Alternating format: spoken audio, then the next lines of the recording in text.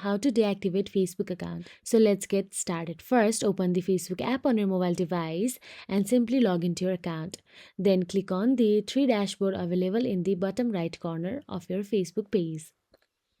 And this will simply take you to the menu.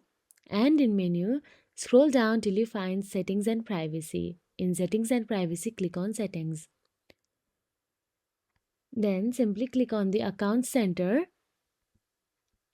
After you click on account center, scroll down and click on personal details. Inside the personal details, tap on the account membership and control. After you tap on the account membership and control, there will be two options available. Tap on the deactivation or deletion.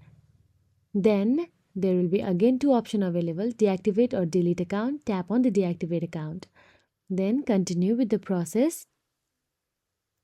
Then all you have to do is write your password for security purposes.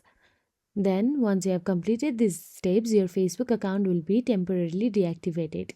If you found this video helpful, please like, share and subscribe our channel, and thank you so much for watching.